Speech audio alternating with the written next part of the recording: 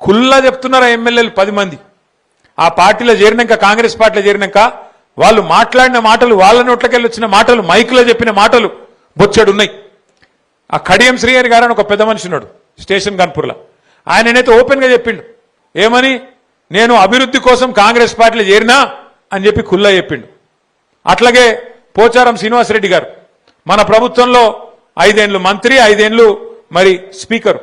ఆ పెద్ద మనిషి చెప్పిండు ఢిల్లీ దాకా పోయి రాహుల్ గాంధీని కలిసి బయటకు వచ్చి చెప్పిండు ఏమని చెప్పిండు, నేను ఇప్పుడే రాహుల్ గాంధీని కలిసి కాంగ్రెస్ పార్టీలో చేరినా మరి నాకు రాహుల్ గాంధీ గారు స్వాగతం పలికిండ్రు అని పెద్ద పెద్ద మాటలు చెప్పిండు.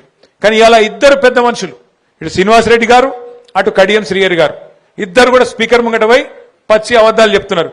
మేము ఎక్కడ పోలే, మేము టీఆర్ఎస్ పార్టీలోనే ఉన్నాం, మేము ఎక్కడ పోయినాం కాంగ్రెస్లకు అని చెప్పి అలా అబద్ధం చెప్తుంటే స్పీకర్ గారు అన్ని ఆధారాలుంటే అది పక్కకు పెట్టి వీళ్ళెవ్వరు కూడా మా వాళ్ళు కాదు కాంగ్రెస్ వాళ్ళు కాదు వీళ్ళందరూ కూడా టీఆర్ఎస్ వాళ్ళు అని చెప్పి పాపం స్పీకర్ గారు కూడా పచ్చి అబద్ధాలు చెప్పే పరిస్థితి వచ్చింది.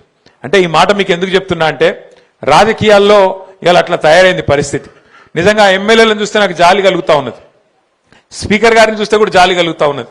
స్పీకర్ గారేమో పాపం ఇలా ముఖ్యమంత్రి చెప్పినట్టు అబద్ధాలు ఆడక తప్పని పరిస్థితుల్లోకి స్పీకర్ గారు నెట్టబడ్డారు. ఇక ఎమ్మెల్యేలు 10 మంది పాపం వాళ్ళు ఆడోళ్ళ మొగోళ్ళ అంటే వాళ్ళకే తెలియకుండా అయిపోయింది, ఆగమైపోయింది వాళ్ళ బతుకు. ఏ పార్టీలో నువ్వు చెప్పురాబాయ్ అంటే కాంగ్రెసా బీఆర్ఎస్ఆ చెప్పుకోలేని దుస్థితిలోకి పోయినరు వాళ్ళు. ఇవాళ ఇంత బతుకు బతికి 70 ఏళ్ళు 75 ఏళ్ళు మంత్రులు చేసి ఉప ముఖ్యమంత్రిగా పనిచేసి ఆఖరికి ఏం పరిస్థితి వచ్చింది, ఏ పార్టీలు ఉన్నవా అంటే చెప్పుకునే పరిస్థితి లేదు. ఇలా పోచారం శ్రీనివాసరెడ్డి గారికి కడియం శ్రీహరి గారికి. ఇక అది కూడా ఒక బతికేనా నాకు తెలియక అడుగుతా. గింత బతుకు బతికి గింత స్థాయిలో మంత్రులుగా ఉప ముఖ్యమంత్రులుగా పనిచేసి ఆఖరికి ఒక పదవి కోసం గడ్డిపోస లాంటి పదవి కోసం ఇవాళ సూరు పట్టుకొని గబ్బిల మేలాడినట్టు సిగ్గు లేకుండా ఏలాడుతా ఉన్నారు. మరి వాళ్ళని పెట్టుకొని ముఖ్యమంత్రి గారు ఇంకా పోజులు కొడుతున్నాడు, మేము 66% గెలిచినాం. అందుకే నేను అంటున్నా, నీకు నిజంగానే 66% మాట గెలిచిన మాట నిజమే అయితే ముఖ్యమంత్రి గారు దమ్ముంటే ఆ 10 మందితో రాజీనామా పెట్టి ప్రజాక్షేత్రంలోకి రా. తెలంగాణ ప్రజలు చెప్తారు ఎవరు దిక్కున్నారో, రైతులను, తెలంగాణలోని బీసీలను, తెలంగాణలోని ఎస్సీ ఎస్టీలను, తెలంగాణలోని మహిళలను మోసం చేసినందుకే ఇలా గ్రామ పంచాయతీ ఎన్నికల్లో కూడా నీకు కర్రుగాల్చి వాత పెట్టింది.